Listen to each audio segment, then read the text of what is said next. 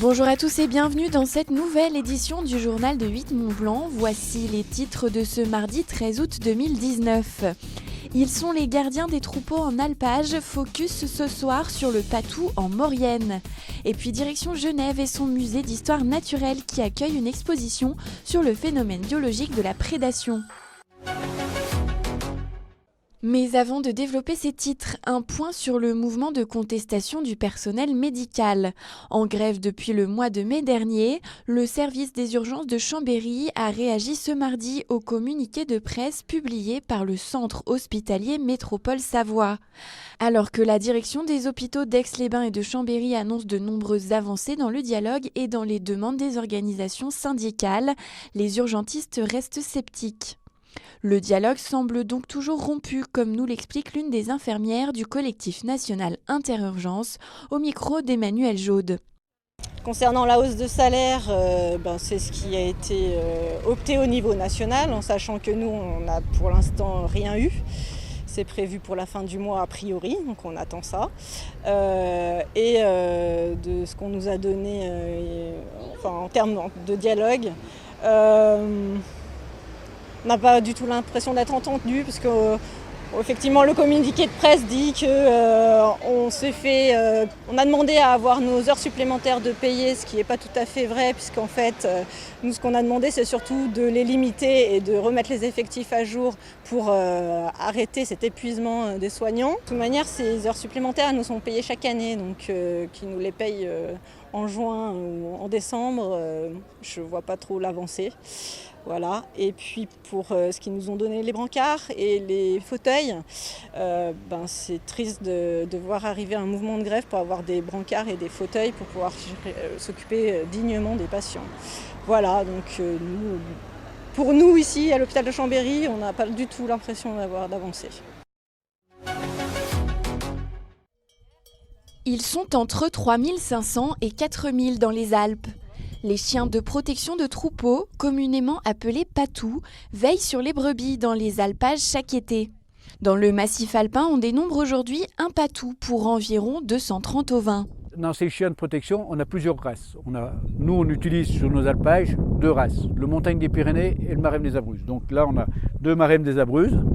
Le berger des Pyrénées est un petit peu plus gros en taille, mais ils ont la même fonction. Ils ne sont pas plus efficaces l'un que l'autre, ils sont équivalents. Donc les chiens de protection ne vont pas tout seuls, hein. Il faut un berger qui accompagne le troupeau. Loin de l'image idyllique de Belle et Sébastien, la présence de ce chien de berger dans les pâturages fait débat entre les différents usagers de la montagne. Introduit il y a une vingtaine d'années pour contrer les attaques du loup, l'animal devait avant tout répondre à sa mission. Le problème qu'il y a, c'est quand on a reçu ces chiens en 2000, 98-99 par là, dans les années 2000, on nous a dit ces chiens, il faut les mettre en contact des moutons, il ne faut pas trop les caresser, il faut qu'ils soient intégrés aux moutons. Donc plus qu'ils ont plus d'indépendance possible. Mais on s'est rendu compte que les chiens, même pour les faire vacciner toutes les années, on avait du mal à les attraper. Donc aujourd'hui les chiens, vous les caressez, ils sont aussi fixés à leur troupeau que si vous ne les caressez pas.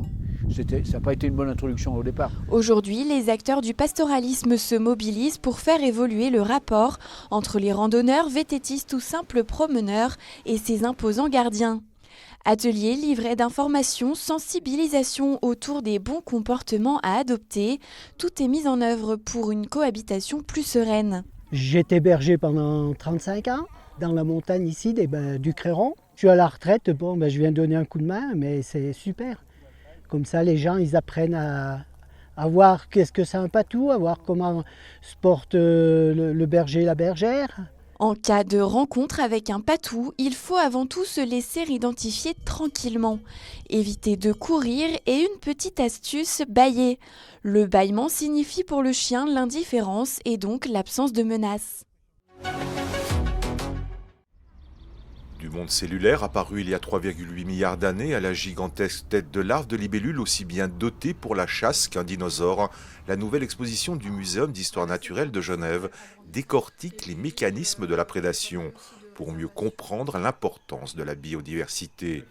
Loin du grand méchant loup et des dents de la mer, l'exposition révèle un phénomène naturel essentiel au développement et au maintien de la vie. Du monde des bactéries à celui des grands vertébrés, de leur stratégie de tuer pour manger. La prédation est très ancienne et qu'on la retrouve dans de nombreuses lignées du règne animal. D'autre part, on voulait montrer que la prédation, en tout cas que le prédateur fait partie d'un écosystème, un tout, un écosystème qui est instable et que sa vie est loin d'être simple. Et on voulait également questionner le visiteur sur notre alimentation carnée et notamment montrer ce que les sciences naturelles pouvaient apporter au débat et éviter des contre-vérités. Et l'être humain dans tout ça serait-il un homo predator, un prédateur comme les autres? Une immense table présentée comme un paléobanquet reconstitue le régime alimentaire de nos ancêtres. Et les menus peuvent surprendre, voire déconcerter le plus rabelaisien des gastronomes. On interroge nos cousins les primates et on se rend compte que même si leur alimentation est principalement végétarienne, une faible part de leur alimentation est d'origine animale. Ils peuvent manger des invertébrés, des insectes et de temps en temps quelques petits mammifères.